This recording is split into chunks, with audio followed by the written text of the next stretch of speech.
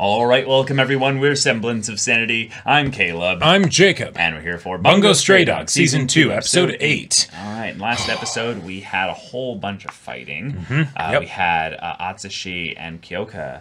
They're going to be dealing with Francis. And I get the feeling it's not going to go well, specifically for Kyoka. Yeah. We've got Dazai doing his own thing with Ango. And getting an offer made by the Port Mafia, but then also a warning from the government, or Ango. Well, Ango about things that, well, the guild is above the law, and they might not, you guys might be in big trouble. The ADA might actually lose this whole thing. Yep. Because dealings have been made with politicians and diplomats behind the scenes that you guys aren't really aware of. Right. So, yeah. You guys are in danger. Yep. So, and Ango might be dead. Hopefully not, but yeah, hopefully not. But y'all, without further ado, let's get into this. All right, everyone, now be sure to go check out the reaction portion of the video in the description below, then come back here for the discussion.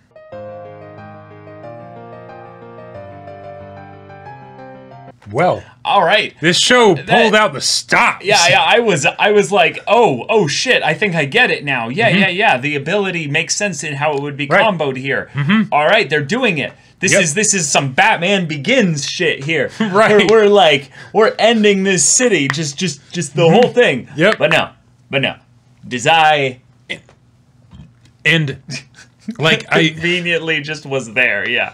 I almost so it's something where I'm torn, because on the one hand, taking this episode on its own, the fact that it did all of this in the one episode is really impressive. It's really cool. And as far as like, you know, if you were going to have one episode that's just like, what kind of crazy shit do they do in this episode? They basically destroy the city and then like stop the thing that's destroying the city immediately. All in the one episode, right? Like I love it because it's so fast, but at the same time I'm like, no, have the city be in destruction longer, you know, like But now we're going into alliance with the Port Mafia. Good. Finally. Awesome. Cool. Finally. Like, I'm get really a room already. What I want to have happen is them combo abilities with Port Mafia, and then you use something that involves Chuya literally pulling the Moby Dick out of the sky with gravity. Yep. And he just, like, Magneto's that gravity shit. Don't work that way anymore, bitch. You keep flying like that, you're just going to go into space. Like, oh, that would actually be really cool. He'd just be like, and no. And he, like, sends it, and he's like, whoa, stop. No, we're sending. Like, oh boy. That would be really cool. But okay. So, the guild has this Moby Dick flying fortress here set up. They're all riding the dick. Yep. Riding this big ass dick. Yep. So, this is their emergency plan, though, because why? They need a book, apparently. Yeah, but that doesn't make sense as to why they would enact their emergency plan. I think it's weird, though, that he did it, though, when they got Atsushi? No. It was when their other two, the ones that fought Akutagawa, one of them was like, I'm done. He's like, no, I'm done with the guild. Oh, yeah. And then he stormed in, and he's like, we're enacting the emergency plan. So was there something about their previous plans that required... was it Margaret and then Scarlet Letter guy? Scarlet Letter guy, yeah. Maybe, like, because this show moves very quickly, right? Yeah. And for the most part, the actual like plot things don't really matter so much. It's more of just excuses and ways for them to be able to demonstrate the cool abilities and have the real cool moments in the action and all that stuff, and some good character stuff alongside that, right? Yeah. Especially for Atsushi. Especially for Atsushi, right. Yeah. And I've been appreciating how much focus they've been giving to him. It's good stuff. But they keep introducing new developments with regards to what the plot MacGuffins and things are in this situation, right? Because for the entire show, it was we need to get Atsushi. But apparently, they don't actually need Atsushi for the sake of Atsushi himself. They need him in order to be able to get a book. Which might be literally the book he's quoting. Because they've now done it twice, and... he might have been the author of the book. Right. And if it was a book that was like kept at the orphanage or something like that would be a good explanation and reason as for why they need him specifically. Yeah. And that could be a way to then take, because now that I'm thinking about this, if the ability department or whatever of the government, right? Special department. Special ability department. If they're kind of neutralized because of bribes and politicians and things like that, right? Yeah. What's the other big conflict group that they could deal with? Yeah. Originally I thought the government was the only one left, but no, there's actually the whole thing with the orphanages, since it's not just the one, like, or Atsushi was there, but then also Kyoka had a similar thing and things like that. So, and even Lucy had something similar. Lucy, right. Yeah, not necessarily Kyoka. Yeah. Mm-hmm. But so that's a thing that they can go to next. And given that the guild is after this book or whatever, it's probably, there, and since it's a very like secretive organization or whatever, I'm guessing, then they need Atsushi to get to it. Cool. Or they believe, because he said that there was some kind of like a prophecy or some kind of thing that was predicted that he would have basically the key to it. Right. Yeah. I can bring back the part where he was talking with Francis and stuff. But someone with an ability foresaw that it would be found sealed away here in Yokohama. Gotcha. You were quite literally our tiger beetle, our guide. Okay. Yeah. I couldn't have you turning to ashes along with the rest of the city. Right, so they turn the city to ashes with Atsushi saved, so that way they can use Atsushi to sift through the rubble and then find the book. Yeah. Cool. Okay.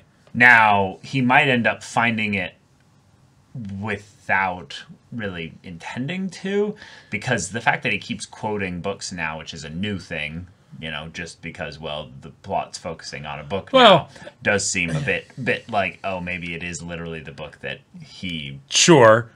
Yeah. Maybe he's named after the author. Maybe his name isn't actually Atsushi or something like that. But I'm really curious to see how this development goes, because it pits the guild not really against the Port Mafia or... the ADA necessarily. Yeah, right. It's not directly, it's by extension, right? Because originally it was, okay, they want Atsushi, and the ADA is all about, protecting Atsushi, so there you go, that's where the conflict comes about, right? Group, yeah. But what I originally thought that we were going to get was going to be knowledge of why they want Atsushi, which we technically did get, but it's that they didn't actually want Atsushi directly. I thought it was going to be because of his ability, right? They can extract it somehow. Or, my literal thought was that there was going to be something extracted from his ability that would grant someone immortality. Because of the regeneration. Yeah, exactly. I thought literally just someone was wanting to become immortal. Right. Atsushi is a tough chunker, right? Yep. So who wouldn't want that, right? Right. But now it seems to be something different. So while we've gotten a bit of a twist, a switcheroo on what the MacGuffin kind of is in this story, but we still don't have the explanation for why they want the MacGuffin, right? Other than it's apparently impervious. Right. Okay, so it's a special book of some kind, right? This book isn't going to get destroyed. They know it still exists. It didn't just rot away. Now we're going to get a book that's sentient. Please give us a sentient book. I would absolutely love that. It's all about the authors, but no. Now we have their books that they created. Their literature has become what is more powerful than the written word. I mean, I love the book aesthetic in general. The pen is mightier than the ability user. Right.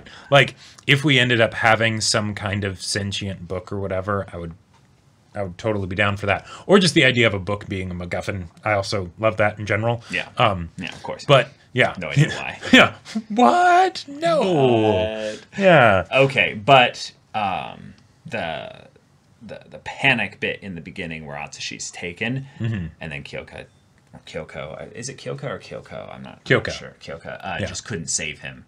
But then the dramatic reveal of the Moby Dick. But then Lucy being in there as like a cool callback to season 1. It's like, which is fun, because then it's like that sort of interaction that was really one of my favorite parts of season 1. Yeah, exactly. That's not just in a vacuum, right? That cool episodic bit actually does have permanent value, right? Yeah. Also, just as a joke, as the funniest part of the episode for me was trying to take over Lovecraft's mind. Yeah. It's like, what? Madness? No. I am become madness. Yeah. You merely adopted the madness. Right. I was born in it, molded by it. I did not see sanity until I was a man. And then I forsook it. Right. It was only blind. I cast aside my sanity. JoJo! like this is, it was straight up like the I peer into your mind. Oh, God. I saw the void. Right. And the void stared back at me. and it, you know, slithered and communicated in way too many syllable words. Yeah, it even was shaped kind of like people stereotypically draw Cthulhu with like the wings and the, you know, big head and everything. Yeah, and, exactly. Oh, yeah. Yeah. Yep. But if we actually get a point where, like, because there are so many stories that rip off Cthulhu and things like that, like I'm thinking like the abomination that like Fate Zero caster summons. If we actually have a point where Lovecraft just straight up turns into Cthulhu, like actually Cthulhu, that would be hilarious. Like, and we get to see it and everything just rampaging around. That would be so great. Also, Atsushi accepting the tiger. Yep. Having a moment in a lot of ways like Kyoka, in that they've both now grown to the point where they're willing to accept who they are, abilities and all. That was another thing that was kind of paralleled with what they had with Q. He was like, I didn't ask for this ability. This is a curse. Right. I don't want this. Yep. And it's like, doesn't God, you know, see everyone as equal? And he's like, oh, there is a God. He just doesn't love you. And it was just like, holy shit! Grapes of Wrath. What? Yeah. Yeah, it's Steinbeck. Like that. Oh, that, okay. I wonder if to them, Francis is their God, basically. Like, you know. Sure. Like, money is God. Yeah. I will say, the fact that we introduce a sniper in this story, and it's Mark Twain. Yeah. Like they're so goofy. I love it. It's so goofy. Like, it's reaching. Like, here's some tweezers for the splinters under your fingernails, you know, from scraping the bottom of the barrel. But I love it. Like, it's great. Like, because all I just want is the little guys to go, stay on target. Stay on target, you know? But like, because with some of these authors, it's like, okay, how does this author tie into their the Louisa ability? May Alcott one was kind of interesting. She's writing specifically like the strategy guides for how they're doing things, which is maybe a form of foresight, you know? But it's like, oh, that's cool. Yeah. All right, nice. Right. But you know, then it's like, well, my name's Mark and Twain, so sharpshooter and sharpshooter. Yeah, I can blow people away in Twain. Right. You know, like with my shots. At least it's not, he doesn't use like a bow and arrow. Like, you know, like, haha, I split your arrow in twain. I came up with that myself, you know. We're going to find out eventually that all of them are not named this, like for the guild specifically. This is just their code names that they use as part of the guild, you know. It's like, what? Well, all right. My name's just Steve. You know? But you know how this goes, though, right, Caleb? Is that with every organization they bring in, they power friendship them into an unlikely alliance when there's the next most powerful like organization. So we have it with the Port Mafia here, right? And it's great. But eventually, it's going to become so campy and cheesy and like overdone, but we're still gonna love it, you know? Where it's like, all right, now the orphanage organization or the government or whatever. They're gonna be like the church. Right, exactly. The evil. Yeah. And then it's going to be like the aliens from space to the stars. Not the aliens. Then we have to go with Trigger. We have to go to the Illuminati. Right. Yes, exactly. But then, you know, but each organization is just going to be like, all right, power friendship, let's do this. No. Eventually you have one super organization, but then it's like we actually have to make sure that we don't just power friendship them one at a time. We get them all in a group together. And forgive me, it's not power of friendship. It's Baka. I don't want to be working with you or anything, but I guess we have to. Let's be super cool together. Yeah. But I really liked also that the Port Mafia was defending the city, setting up them to be helpful on the good guy side of things, but also just hey, this is our city, so fuck you. Trying to just fire and brimstone this place, right? And I love it because it's the but it's also the Port Mafia style of defending the city. Oh no, there are people that are mind controlled Uzis.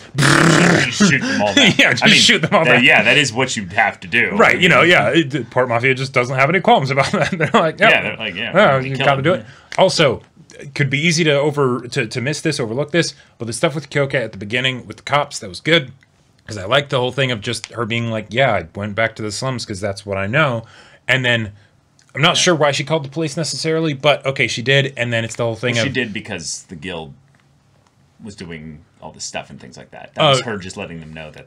No, right, but like, or yeah, I guess, and then it's the they can help us kind of a thing. Yeah, yeah. And then, serial killer, 14 years old in traditional Japanese garb. It's like bringing up the whole thing of the anime character that goes around in their incredibly unique outfit, and then it's like... It never changes, even though they went to the slums, you know, stuff like that.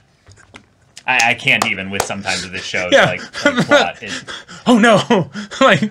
Yeah. But, all in all, though, we're going to get the Port Mafia and the 88 together, which is exciting. So, y'all, thank you so much for watching this episode's reaction and discussion. If you want to see the next episode's reaction and discussion right now, though, go check out the link in the description below for our Patreon. You can get an early access there. You can watch full-length timer reactions there, and all this comes with Discord access, so you can chat with us in the community there about this show, about anime in general, and also be sure to check out our Twitch channel. We stream every weekday. The info's in the description. Yeah, so if any of that interests you, we'll see you there. But until then, we're Semblance of Sanity. I'm Caleb. I'm Jacob. And we'll see you all next time.